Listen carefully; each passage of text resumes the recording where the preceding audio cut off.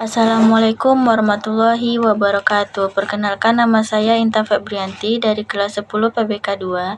Saya akan membacakan materi sejarah tentang dampak penjajahan Jepang bagi bangsa Indonesia dalam bidang politik.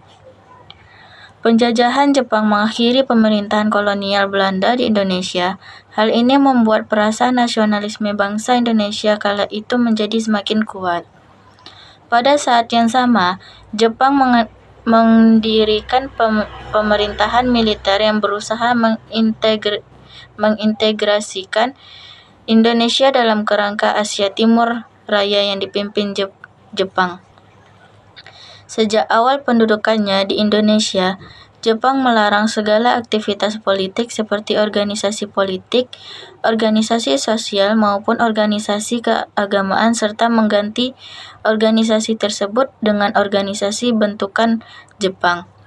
Satu-satunya organisasi yang tidak dibubarkan adalah Majelis Islam A'la Indonesia, bisa disebut dengan MIAI, yang telah berdiri sejak masa Hindia Belanda. MIAI berkembang dengan pusat karena mendapatkan simpati dari masyarakat karena mengancam kepentingan Jepang. Maka MIAI dibubarkan pada 1943 dengan menggantinya dengan Majelis Syuro Muslimin Indonesia, Masyumi, yang dipimpin oleh K.H. Hashim Asy'ari. Jepang juga membatasi pergerakan dari tokoh pergerakan yang bersifat non-kooperatif dengan mengawasi secara ketat melalui polisi rahasia Kompetai. Kompetai juga turun di masyarakat guna menghukum siapa saja yang tidak pro terhadap Jepang dengan menghukum tanpa proses pengadilan. Hak asasi manusia pada masa pendudukannya Jepang nyaris tidak berlaku. Berikut adalah hal-hal yang dilakukan Jepang untuk menarik simpati penduduk Indonesia, yaitu mendorong bahasa Indonesia sebagai bahasa pengantar dan melarang penggunaan bahasa Belanda, membentuk kerjasama dengan tokoh nasionalisme melalui gerakan 3A, membentuk organisasi Pusat Tenaga Rakyat Putera, dan menempatkan 4 serangkai yaitu Soekarno, Hatta, Ki Hajar Dewantara, dan K.H. Masyur sebagai pimpinannya. Organisasi ini bertujuan menyatukan potensi masyarakat untuk kepentingan Jepang. Namun, organisasi Putera justru dimanfaatkan para tokoh nasionalis untuk menanamkan nasionalisme.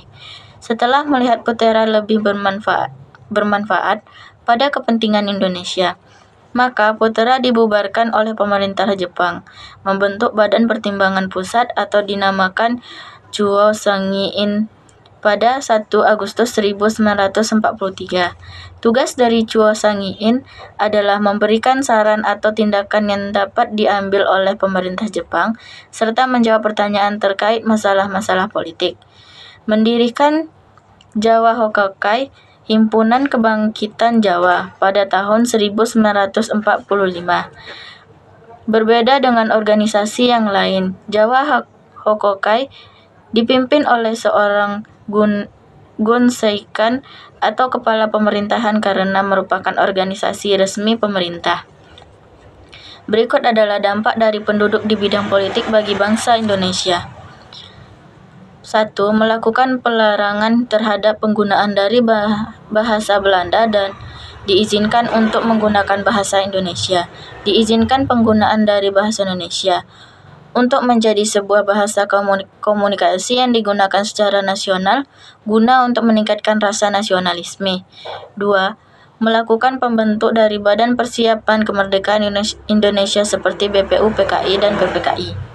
3. Memberikan sebuah sikap dukungan untuk menjadi anti terhadap bangsa Belanda yang dimana tidak memberikan sebuah ruang untuk meningkatkan semangat akan nasionalisme dari bangsa Indonesia.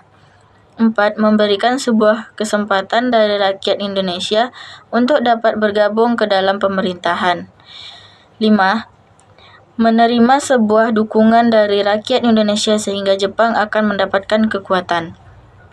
Demikian beberapa dampak positif penduduk Jepang di Indonesia dalam bidang politik, yaitu melarang penggunaan bahasa Belanda dan memperolehkan bahasa Indonesia sebagai bahasa pengantar, serta dibentuknya Badan Persiapan Kemerdekaan Indonesia, yaitu BPUPKI dan PPKI. Sekian dari saya, bila ada kesalahan mohon dimaafkan. Assalamualaikum warahmatullahi wabarakatuh.